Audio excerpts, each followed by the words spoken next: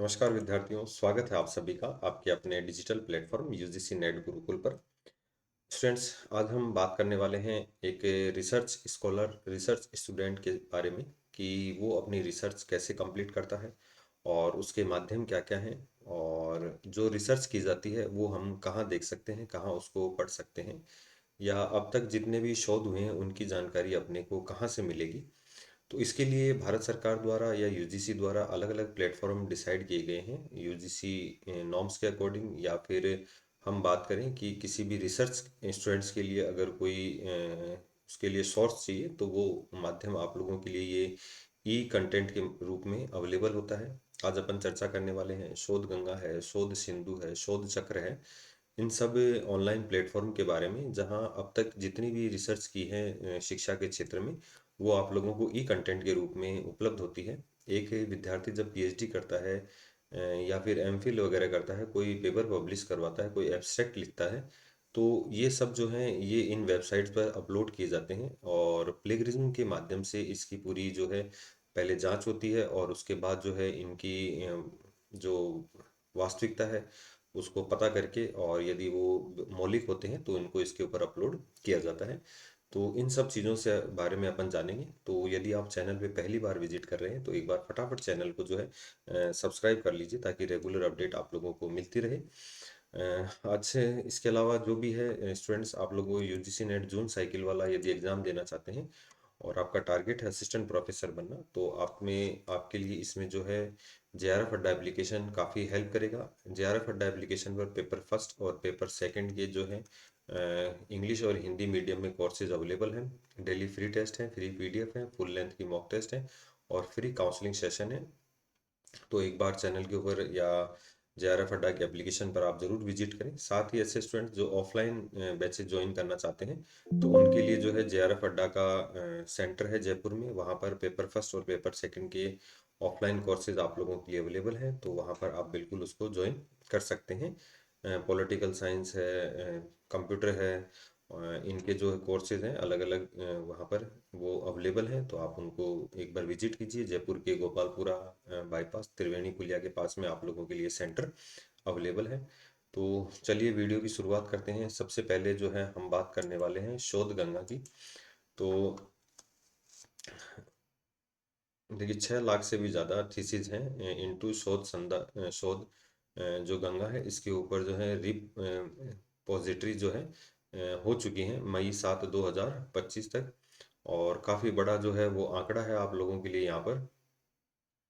तो इसमें मतलब रिसर्च भी आ जाती हैं, थीसिस भी आ जाती हैं, जो भी चीज़ें हैं वो इसके अंदर जो है शामिल की जाती हैं, वो यहाँ पर आप लोगों को देखने को मिलती हैं। देखिए, शोध गंगा और अगर अपन शोध गंगोत्री की बात करें तो इनके बीच में डिफरेंस क्या होता है कि कोई भी बच्चा जो पीएचडी कर रहा होता है, अपना रिसर्च कर रहा होता है रिसर्च स्कॉलर के रूप में, तो जो भी अपडेट होती हैं वो शोध गंगोत्री पर होती हैं, और जैसे ही उसका सब कुछ फाइनल सबमिट हो जाता है, और तो उसका जो मैटर है वो शोध गंगोत्री से उठाकर शोध गंगा के ऊपर जो है वो ट्रांसफर कर दिया जाता है। तो दोनों सिस्टमों को थोड़ा सा आप लोग समझना, अंतर इतना ही है कि शोध गंगोत्री पर रनिंग जो पीएचडी होती है उस दौरान जो है वो डॉक्यूमेंट अपलोड होते हैं, उसकी थीसिस अपलोड होती हैं, और जो फाइनल होता है वो फिर शोध गंगा पर ट्रांसफर कर दिया जाता है। दोनों ही जो है वो निशुल्क हैं पूर्णतः आप लोगों के लिए, और काफ़ी अच्छे सोर्सेज हैं आप लोगों को पढ़ने के लिए, आप लोगों को नॉलेज गेन करने के लिए। और साथ ही यदि आप खुद एक रिसर्च स्कॉलर्स हैं तो यहाँ पर आप लोग जो है रिसोर्स इसको शामिल कर सकते हैं। इसमें आप लोग ध्यान रखना, इनफ्लीबेंट जो है इसके द्वारा इसका प्रबंधन किया जाता है, और सिनॉप्सिस वगैरह होती हैं वो भी आप लोगों को जो है शोध गंगोत्री पर मिलेंगी, और शोध गंगोत्री से फिर जब फाइनल हो जाती हैं तो शोध गंगा पर आ जाती हैं।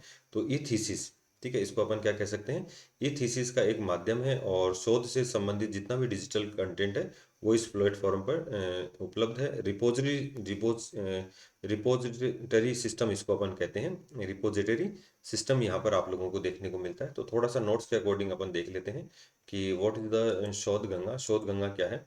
एक तो डिजिटल भंडार है जिसको अपन रिपोजिटरी सिस्टम कहते हैं, और भारत भर की जितनी भी यूनिवर्सिटी हैं उनमें प्रस्तुत पीएचडी और थीसिस और शोध जो प्रबंधन है इनको संग्रहित करता है और उन तक पहुंच प्रदान करता है। सूचना और पुस्तकालय नेटवर्क जो है ये इसकी फुल फॉर्म है, INFLIBENT, इनफ्लेबेंट जिसको अपन कहते हैं, केंद्र द्वारा प्रबंधित है। शोध गंगा में 4000 से अधिक थीसिस हैं, शोध प्रबंधन है। और यह मंच क्या है, शोधकर्ताओं और विद्वानों को विभिन्न क्षेत्रों के जो उनके अनुसंधान कार्यों तक आसानी से पहुंच की अनुमति देता है।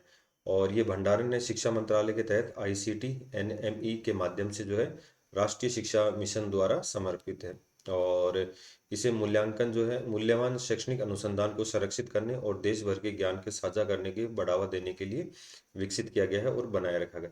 तो इसको आप खुद ये भी सोच सकते हैं कि भाई जो जितने भी थीसिस हैं वो इसके ऊपर अवेलेबल हैं। तो ज्ञान का तो ये अपने आप ही एक अथाह भंडार हो गया।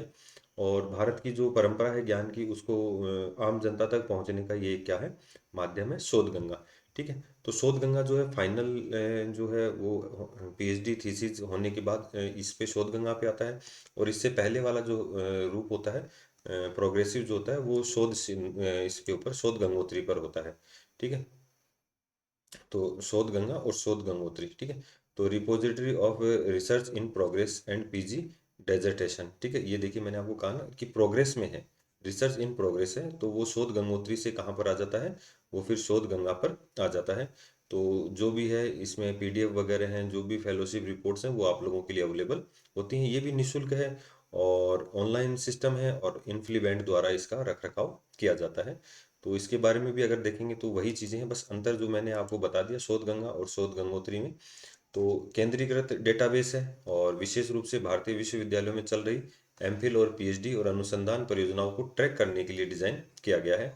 यह मंच शोध विद्वानों को अपने अनुसंधान प्रस्ताव और परियोजना सारांश प्रस्तुत करने की अनुमति देता है और अनुसंधान उद्देश्यों, विधियों और अपेक्षित परिणामों को जो शैक्षणिक समुदाय के सामने प्रदर्शित किया जा सके। ये केवल जो है सहयोग और सहकर्मियों और विशेषज्ञों से प्रतिक्रिया की सुविधा भी प्रदान करता है। इसके अलावा देखिए आप लोग जब यदि कोई स्टूडेंट पीएचडी करता है या एमएड करता है या फिर जो है एमफिल करता है, तो ऐसे स्टूडेंट्स को जो है आपके रिसर्च जो गाइड होते हैं वो भी आप लोगों को इसके बारे में बताते हैं। उन वो बच्चे बिल्कुल इसको अच्छी तरीके से जानते हैं। तो ये ऑनलाइन साहित्यिक चोरी जो है प्लेगरिज्म उसका भी पता करने का एक एकीकृत मंच है और सुनिश्चित करता है कि अनुसंधान प्रस्ताव मौलिक और साहित्यिक चोरी से मुक्त हो और शैक्षणिक कार्यों की गुणवत्ता और विश्वसनीयता को क्या रखे, बनाए हुए रखे। तो ये शोध गंगा और शोध गंगोत्री। नेक्स्ट अपन बात करते हैं शोध सिंधु। ठीक है। तो ये भी हायर एजुकेशन से संबंधित एक बहुत अच्छा प्लेटफॉर्म है और इसकी स्थापना जो है हायर एजुकेशन जो मिनिस्ट्री है, शिक्षा मंत्रालय है, इसके द्वारा और इन्फ्ला बैंड द्वारा इसका रख रखाव होता है। देखिए यहाँ पर e Shodh Sindhu programme has been subscribed to the one nation one subscription scheme. ठीक है। तो एक देश और एक मंच है, इसके अकॉर्डिंग यहाँ पर आप लोगों के लिए जो है भारत सरकार का ये एक जो है इनिशिएटिव मंच है। और 10,000 से भी अधिक जो है आप लोगों के लिए यहाँ पर जो है पीयर रिव्यू वगैरह हैं, जर्नल्स हैं, ग्रंथ सूची हैं, वो आप लोगों को यहाँ पर अवेलेबल कराई गई हैं और ई कंटेंट के रूप में यहाँ पर आप लोगों के लिए अवेलेबल है। तो देखिए ये सारी डिटेल है, ई जर्नल्स है, ई बुक्स हैं, ई बुक्स थ्रो एनडीएल है, रिसोर्सेज हैं, डाटाबेस है और 3800 कॉलेज हैं, 217 यूनिवर्सिटीज़ हैं। तो ये सब डाटा आप लोगों के लिए शोध सिंधु पर अवेलेबल है। तो केवल अंतर ध्यान रखना है, अंतर से ही आप लोग जो है क्वेश्चन को सही कर सकते हैं।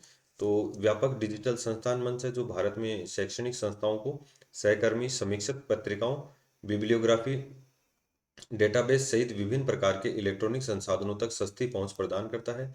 यह संसाधनों तक समान और किफायती पहुंच प्रदान करके ई सिंधु का उद्देश्य भारतीय शैक्षणिक संस्थानों में शिक्षा अनुसंधान की समग्र गुणवत्ता में सुधार करना है।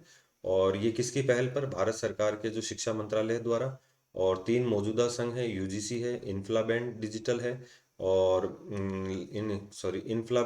इन्फोनेट डिजिटल लाइब्रेरी कंसोर्टियम है, एनालिस्ट है, national library and information services infrastructure for scholarly content.